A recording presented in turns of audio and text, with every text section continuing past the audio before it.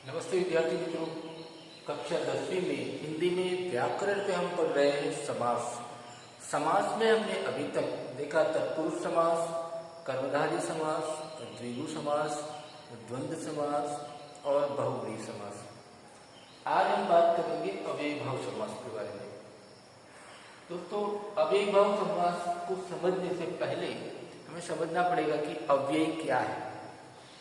तो अव्ययी वो है जिसे हम अविकारी शब्द कहते हैं। अविकारी मतलब जिसमें कोई विकार नहीं आता है। अव्ययी, व्यय यानी उसमें बिगाड़ होना। अव्ययी इसका ऑपोजिट हुआ, अर्थात उसमें कोई बिगाड़ नहीं होता है। जैसे कि कोई भी वाक्य होता है, उसमें संज्ञा, लिंग, वचन और क्रिया के कारण वो शब्दों में बदलाव होते हैं, लेकिन कोई ऐसे शब्द होते हैं जिसमें कोई बदलाव नहीं आता। जैसे लड़का प्रतिदिन पढ़ाई करता है, तो लड़का के बदले हम लड़की करते हैं। लड़की प्रतिदिन पढ़ाई करती है। इस तरह से हमने जेंडर चेंज किया, वचन चेंज करें हम कि लड़के प्रतिदिन पढ़ाई करते हैं। और हम काल भी चेंज करें, जैसे कि करते थे, लड़के पढ़ाई करते थे, लड़के पढ़ाई करते हैं। इस तरह से वाक्य में सारा चेंज होता है, लेकिन जो प्रतिदिन हमने बात की तो प्रतिदिन में कभी चेंज नहीं आता। वो प्रतिदिन क्या है? अव्ययी है, अविकारी शब्द है। तो ऐसे अव्ययी यानी अविकारी शब्द अव्ययी अगर समास में प्रयुक्त होते हैं तो वो इसके आधार पर यहाँ अव्ययीभाव समास कहा गया कि अगर कोई सामासिक शब्द है जिसमें पहला पद वो प्रधान होता है और वो अव्ययी होता है तो वो अव्ययीभाव समास है। समझने के लिए एक उदाहरण देते हैं। आजन्म, जन्म से लेकर, तो यहाँ आज है वो अव्ययी है। तो जहां पहला पद अव्ययी है वो अव्ययीभाव समास है। हम देखें इसमें यहाँ यथा है, यथा शक्ति, शक्ति के अनुसार, यथा नियम। तो इस तरह से यथा जो है वो अव्ययी है और अव्यय पहला पद है, तो ये समस्त पद जो है वो अव्ययीभाव समास है। इसी तरह से प्रतिदिन, तो हर दिन, प्रतिवर्ष, तो ये इसमें भी प्रति है अव्ययी, तो ये प्रतिदिन भी अव्ययीभाव समास का उदाहरण है, हर दिन। सादर, सौ आदर, आदर सहित, तो यहाँ भी सौ जो है वो अव्ययी है। बेशक, बेकार, बेकाम, बेनकाब, बे औलाद, तो ये बे जो है, बे भी यहाँ अव्ययी है और इसीलिए अव्ययीभाव समास का उदाहरण है। अब बेशक बिना संदेह, इस तरह से हमें उसका समास विग्रह भी करना है और नाम भी बताना है। तो ये काफी आसान है अव्ययीभाव समास, जिसमें हमें सिर्फ ध्यान देना है पूर्व पद पर। हमने बात की थी कि सामासिक पद जो होता है उसका पूर्व पद जो होता है, दो पद होते हैं, पूर्व पद और उत्तर पद। जो उत्तर पद है वो अगर अव्ययी है तो वो अव्ययीभाव समास है। अब आगे देखते हैं कर्मधारय और बहुव्रीहि समास, इन दोनों में अंतर, बहुत छोटा सा अंतर है। अगर समझ में नहीं आया तो हम धोखा खा सकते हैं परीक्षा में कि कर्मधारय समास का उदाहरण हो और बहुव्रीहि हम लिख देंगे या बहुव्रीहि है कर्मधारय लिख देंगे। तो उसके लिए जरूरी है कि हम वो जो सामान्य छोटा सा जो उसमें भेद है वो हम समझ लें कि क्या है ऐसा। जिस तरह से हमने बात की थी कि कर्मधारय समास जो है उसमें पूर्व पद जो होता है विशेषण होता है और दूसरा जो है वो विशेष्य होता है। जैसे हमने बात की थी नील गगन, नीला है गगन, तो गगन जो है वो विशेष्य है और नीला विशेषण है। तो इस तरह से कर्मधारय समास में सिर्फ और सिर्फ हमें यही समझना है कि पूर्व पद विशेषण है कि नहीं और उत्तर पद विशेष्य है कि नहीं। तो हम बहुत जरूरी है कि अगर हमें लगता है कि ये कर्मधारय समास है, विशेषण विशेष्य है, तो जरूरी है कि हम उसका समास विग्रह किसी रूप से करें। अगर परीक्षा में पूछा जाता है कोई उदाहरण ऐसा कि हमें कर्मधारय भी लगे और बहुव्रीहि भी लगे, तो हमें क्या करना है, हमें इसका जो विग्रह करना है इस समास का, वो विग्रह हम इस तरह से करेंगे जिसमें ये सपोज हमने बात की अभी नीला है गगन, ये अगर विग्रह हमने किया तो हम लिख सकते हैं कि ये कर्मधारय समास है, ठीक है। और हमने दूसरी तरह से किया तो फिर वो गड़बड़ होगी वहां पर। तो समझने की जरूरत है कि कर्मधारय समास में पहला पद विशेषण होता है, दूसरा विशेष्य होता है। और बहुव्रीहि में क्या होता है, बहुव्रीहि समास के अंदर वो भी एक विशेषण होता है आगे, पर ये पूरा समस्त पद जो है किसी संज्ञा के लिए, कोई व्यक्ति के लिए, कोई वस्तु के लिए, कोई जगह के लिए, किसी पर्टिकुलर नाउन या प्रोनाउन के लिए वो विशेषण का काम करता है। उदाहरण के जरिए देखते हैं कि नीलकंठ, नीला है कंठ, तो यहाँ नील जो है वो विशेषण है। तो हम इस तरह से समास विग्रह करेंगे कि नीला है कंठ, तो ये विशेषण हुआ। और क्या किसका विशेषण है, कंठ का, कंठ यानी गला। तो ये विशेषण, ये विशेषण और ये विशेष्य हुआ, नीला है कंठ, कर्मधारय समास हो गया। अब बहुव्रीहि समास में जरूरी है कि हम किस तरह से उसका समास विग्रह करते हैं। समास विग्रह जिस तरह से करते हैं उसी तरह से हमें नाम भी लिखना है। मान लो कि आपने नीला है कंठ लिखा और फिर यहाँ बहुव्रीहि लिख दिया, तो ये गलत है। अगर नीलकंठ परीक्षा में पूछा गया, आप इस तरह से समास विग्रह करके लिखते हैं समास का नाम, तो ये सही है। अगर आप इस तरह से लिखते हैं नीला है कंठ जिसका कर्मधारय समास, तो ये गलत हुआ। हमें पूरा विग्रह करना होगा। नीलकंठ, तो नीला है कंठ जिसका वह शिव जी, नीलकंठ कहा जाता है महादेव जी को, शंकर जी को, शिव जी को। तो ये बहुव्रीहि समास हुआ। यहाँ हम देखें नीलकंठ, नीला है कंठ जिसका वह, वो किसी एक, हमने बात की किसी एक संज्ञा के लिए विशेषण का काम करता है। तो ये हमें नाम भी बताना होगा कि कौन सी संज्ञा किसके लिए ये विशेषण है। तो इस तरह से ये बहुव्रीहि समास है। काफी छोटा सा फर्क हमने देखा इसमें। फिर से एक बार समझ लेते हैं कि कर्मधारय समास में विशेषण होता है पहला पद और दूसरा पद विशेष्य होता है। और बहुव्रीहि समास में पूरा जो समस्त पद होता है, समासित पद होता है, वो पूरा किसी के लिए, किसी संज्ञा के लिए, संज्ञा मतलब कोई व्यक्ति, वस्तु, प्राणी, जगह जो है उसके लिए विशेषण का काम करता है। तो हमने देख लिया कि नीलकंठ शिव जी के लिए प्रयुक्त होता है। तो इस तरह से विग्रह करेंगे और फिर लिखेंगे ये बहुव्रीहि समास है। अब आगे देखें, इसी तरह से द्विगु समास और बहुव्रीहि समास, इसमें भी बहुत माइनर डिफरेंस है। क्या है कि द्विगु समास में हमने देखा था कि द्विगु समास में पहला पद संख्यावाचक ही होता है। जैसे चार पाई, तो चार आया आगे, त्रिफला तो त्रि आगे आया पहला पूर्व पद।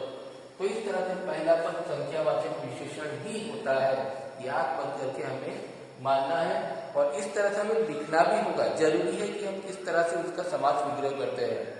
समास विग्रह हम जिस तरह से करेंगे उसी तरह से हमें लिखना होगा। कि यहाँ हम लिखेंगे उदाहरण पर त्रिनेत्र यानी तीन नेत्रों का समूह या समाहार, तो ये द्विगु समास हुआ। इस तरह से द्विगु समास में पहला पद संख्यावाचक विशेषण होता है। दूसरा देखिए बहुव्रीहि समास, हमने पहले भी बात की कि ये पूरा समस्त पद जो है किसी संज्ञा के लिए विशेषण का कार्य करता है। देखो यहाँ माइनर अंतर क्या है कि द्विगु समास में भी विशेषण होता है पूर्व पद, और बहुव्रीहि समास में पूरा समस्त पद पूरा विशेषण होता है।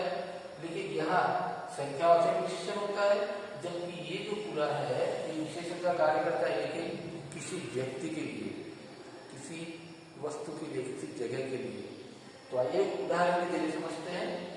त्रिनेत्र यानी 3 नेत्रों का समूह, इस तरह से विग्रह करके हमें उसका नाम लिखना है। ये द्विगु समास है। अब आगे देखें, इसको बहुब्रीहि समास में अगर मानते हैं तो इस तरह से हमें विग्रह करना पड़ेगा कि 3 नेत्र जिसके है वह शिव जी के बारे में कहा जाता है, 2 आंखें और एक तीसरी यहाँ भी होती है। तो इसलिए वो सिर्फ पूरे संसार में सिर्फ और सिर्फ शिव जी को ही त्रिनेत्र कहा जाता है। तो ये किसी संज्ञा के लिए विशेषण का कार्य करता है। ये त्रिनेत्र एक एडजेक्टिव होगी, इसका अर्थ सिर्फ और सिर्फ शिव जी के लिए। तो यहाँ हम लिखेंगे इस तरह से, 3 नेत्र जिसके है वह शिव जी, बहुब्रीहि समास। इस तरह से समास विग्रह करके हमें समास का नाम लिखना है। इसी तरह से हम दूसरे उदाहरण देखें तो लंबोदर। तो लंबोदर सिर्फ और सिर्फ गणेश जी के लिए प्रयुक्त होता है, तो बहुब्रीहि समास है। इस अंतर को समझने के लिए और एक उदाहरण समझते हैं। तिरंगा। तिरंगा मतलब 3 रंगों का समाहार। ये अगर हम लिखते हैं 3 रंगों का समाहार, तो ये हुआ द्विगु समास, ठीक है। लेकिन हम अगर इस तरह से समास विग्रह करें कि 3 रंग जिसके है वह तिरंगा भारत का राष्ट्रध्वज, तो वो बहुब्रीहि समास हुआ। तो इस तरह से तिरंगा राष्ट्रध्वज के लिए प्रयुक्त होता है। तो वो हमने बताया, तिरंगा हम इसी के लिए यूज करते हैं। पूरे संसार में, पूरे भारत में कहीं भी आप जाओ, तिरंगा यानी कि सीधा सबको दिमाग में यही आएगा कि हमारा जो नेशनल फ्लैग है, राष्ट्रध्वज है, उसकी बात हो रही है। तो हमें ये बात ध्यान में रखनी होगी कि सिर्फ और सिर्फ संज्ञा, किसी संज्ञा के लिए विशेषण का कार्य करता है, तो बहुब्रीहि समास है। और पहला पद संख्यावाचक विशेषण है, तो वो द्विगु समास ही है। तो इस तरह से हमने देखा अव्ययीभाव समास, कर्मधारय और बहुब्रीहि समास में अंतर, और द्विगु समास और बहुब्रीहि समास में अंतर। आइए अब कुछ उदाहरण भी देख लेते हैं।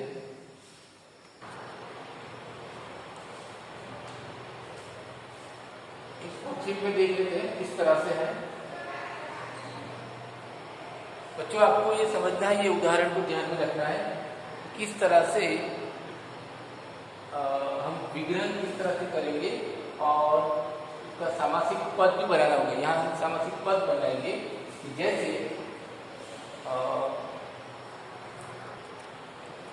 जैसे कर्म भूमि हम बनाएंगे, इसका सामासिक शब्द कर्म भूमि। कर्म की भूमि, यहाँ संबंधित तत्पुरुष समास या की विभक्ति का रूप हुआ है। ऋण मुक्त, ऋण से मुक्त, ऋण मुक्त। तो यहाँ से है और अलग होने का भाव है, तो यहाँ पर हम कहेंगे कि ये अपादान तत्पुरुष समास है। राजीव जैसे लोचन, तो है लोचन और एक का आगे क्या है विशेषण, राजीव जैसे, तो ये कर्मधारय समास है। इसी तरह से क्रोध रूपी अग्नि, अग्नि लेकिन कैसा, क्रोध जैसा, तो हम कहेंगे कि ये कर्मधारय समास है। फिर 3 नेत्र है जिसके अर्थात शिव जी, तो हमने अभी बात की वो बहुब्रीहि समास आएगा। आगे देखते हैं कार्य में कुशल, कार्य कुशल, राजीव लोचन, फिर क्रोधाग्नि। इस तरह से परीक्षा में समास विग्रह किया होगा, हमें उसका सामासिक पद बनाना होगा, ये भी हो सकता है, या फिर सामासिक पद दिया है विग्रह करना है और नाम देना, ये भी हो सकता है। आगे देखते हैं भारत भूमि, भारत भूमि, तो भारत की भूमि, तो यहाँ की किसके लिए, की संबंध तत्पुरुष में आता है, यहाँ लिखा है संबंध तत्पुरुष समास। कार्य में कुशल, तो में अधिकरण तत्पुरुष समास में, अधिकरण तत्पुरुष समास। काली है मिर्च, यहाँ पे देखा मिर्च, लेकिन उसका विशेषण काली है, तो ये कर्मधारय समास आएगा, काली मिर्च। कनक रूपी लता, कनक लता, कनक लता, ये लता है लेकिन कैसी है, कनक है सोने जैसे, कर्मधारय समास। कमल जैसे नयन, कमल नयन, तो यहाँ भी हम देखें कि पहला पद जो है वो विशेषण है, ये कर्मधारय समास है। बाढ़ से ग्रस्त से और जुड़ने का भाव है, कारण तत्पुरुष आएगा, बाढ़ग्रस्त। आगे अकाल से पीड़ित, अकाल पीड़ित, अकाल पीड़ित, अकाल से पीड़ित है, ये भी कारण तत्पुरुष आएगा। कृपा का पात्र का संबंध बता रहा है, कृपा का पात्र संबंध से, कृपा पात्र, ये भी संबंध तत्पुरुष आएगा। तो ये तेरा उदाहरण देखिए कि जिसमें समास विग्रह किया है और हमें इस तरह से समासिक पद बनाना है और समास का नाम भी बताना है। इस तरह से आगे एक छोटी सी वर्कशीट देख लेते हैं।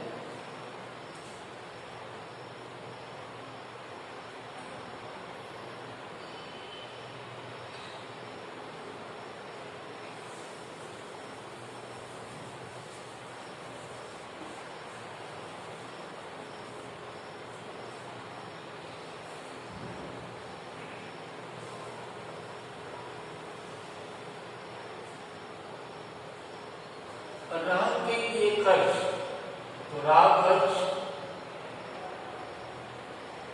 अब के लिए किसमें आता है, तत्पुरुष समास में आता है, लेकिन कौन सा के लिए, संप्रदान, संप्रदान तत्पुरुष समास, संप्रदान तत्पुरुष समास। उसी प्रकार कमल जैसे नयन है वह अर्थात श्री राम, तो कमल नयन, और कमल नयन जो है वो हमने बात की थी कि ये पूरा समासिक पद किसी अन्य संज्ञा के लिए काम कर रहा है, विशेषण का, तो वो श्रीराम के लिए काम कर रहा है, इसलिए ये बहुवचन समास।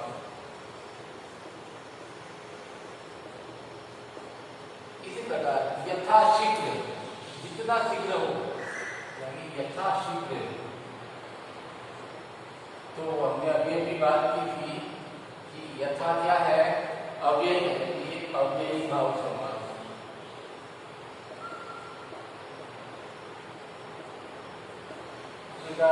जैसा संभव हो, यथा संभव हो, इस प्रकार ये अव्ययी भाव समास। रसोई के लिए घर, रसोई घर, के लिए है, इसके लिए है संप्रदान तत्पुरुष समास। अब ऊपर भी देखा संप्रदान तत्पुरुष समास। पीला है वस्त्र, तो वस्त्र का विशेषण है पीला, तो पहला अगर विशेषण है तो हम कहेंगे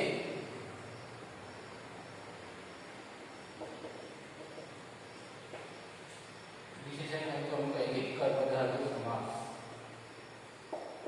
इसी प्रकार रात और दिन, ये रात दिन हमने बात की थी, द्वंद्व समास, द्वंद्व समास। नियम के अनुसार, यथा नियम, यथा नियम, ये अव्ययी भाव। गुण से हीन यानी दूर, गुण के बिना, तो गुण ही, यहाँ से विभक्ति का लोप हुआ है, तो हम जुदा होने की बात है, यहाँ अपादान तत्पुरुष समास आ गया। तीन फलों का समूह, ये पहला पद, तीन फलों का समूह है, तो त्रिफला, स्त्री पहला पद संज्ञावाचक विशेषण है, इसलिए ये द्विगु समास है।